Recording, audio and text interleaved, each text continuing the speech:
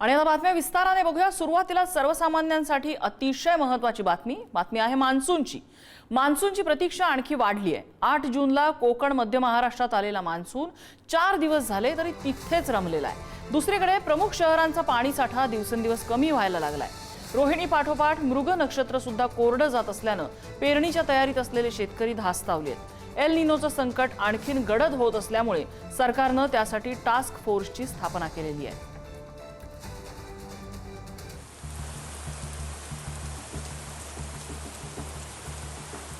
रत्नागिरी जिल्ह्यापासून ते सोलापूर पर्यंत मान्सून सोमवारी दाखल झाला। पुढच्या 4 दिवसात तिकडे ईशान्येकडून मान्सून बिहार पर्यंत पोहोचला, पण महाराष्ट्रात काही पुढे सरकेना। तळ कोकणात काही ठिकाणी दिवसातून एखाद दुसरी सर येते, अन्यथा दिवसभर सूर्य तळप। मान्सून दाखल झाला तिथे ही स्थिती असेल तर पावसाची प्रतीक्षा करणाऱ्या भागातली स्थिती फारच बिकट आहे। रत्नागिरी जिल्ह्यातही कडक ऊन, ढगाळ हवामान आणि उकाड्यामुळे कोकणवासीय हैराण झाले। कोल्हापुरातही मान्सून दाखल झाला पण बरसलाच नाही आणि त्यामुळे कोल्हापूर शहरावर पाणी संकटाचे ढग दाटू लागलेत। काळंबावाडी धरणातून थेट पाईपलाईनद्वारे होणारा पाणी पुरवठा हा गुरुवारपासून पूर्णपणे बंद करण्यात आलाय, तर कळंबा तलावाची पातळी ही केवळ 9 फूट उरली असून ती 4 फुटांवर गेल्यावर आठवडाभरात तिथूनही पाणी उपसा बंद करावा लागेल। थेट पाईपलाईन बंद झाल्यामुळे शहराला आता शिंगणापूर, बालिंगा आणि नागदेववाडी या जुन्या उपसा केंद्रांमधून पाणी पुरवठा सुरू करण्यात आलाय। नोव्हेंबर 2023 मध्ये सुरू झालेल्या थेट पाईपलाईन योजनेचा पाणी पुरवठा हा धरणात पाणी नसल्यामुळे पहिल्यांदाच ठप्प झालाय। कोल्हापूर शहरावरती पाणी संकट निर्माण होण्याची आता शक्यता निर्माण झालेली आहे, कारण कोल्हापूरला ज्या काळंबवाडी धरणातून पाणी पुरवठा होतो त्या धरणातील पाणीसाठा कमी झाल्यामुळे तिथला उपसा जो आहे तो पूर्णपणे बंद करण्यात आलेला आहे।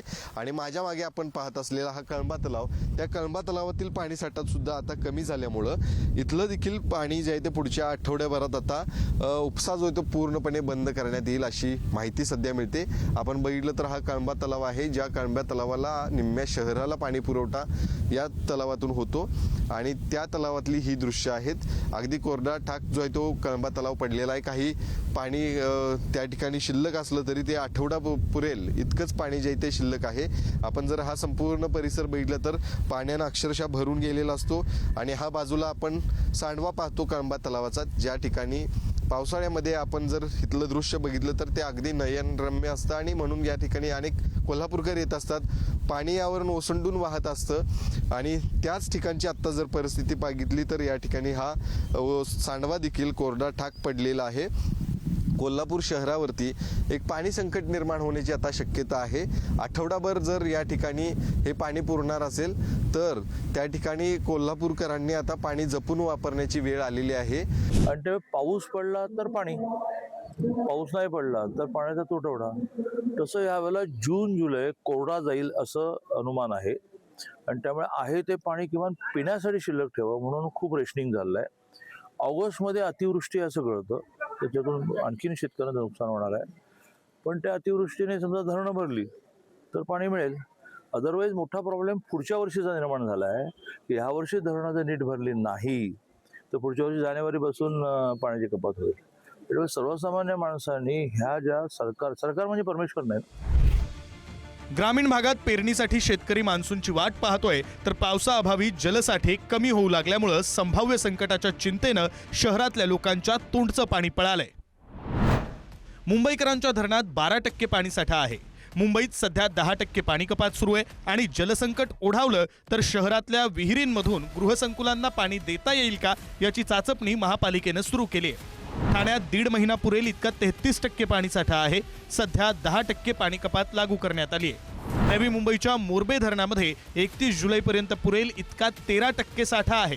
सध्या 10% कपात लागू करण्यात आली आहे। पुण्यामध्ये 40 ते 45 दिवस पुरेल इतका 26.61% पाणीसाठा शिल्लक आहे।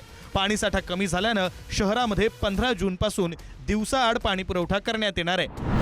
नाशिक जिल्ह्यातल्या धरणामध्ये 25% पाणीसाठा शिल्लक आहे। शहरात पाणी कपात नसली तरी जिल्ह्यातल्या 655 गावं आणि वाड्यांना 180 टँकरद्वारे पाणी पुरवठा सुरू आहे। संभाजीनगरच्या जायकवाडी धरणामध्ये 48 TMC पाणीसाठा शिल्लक आहे।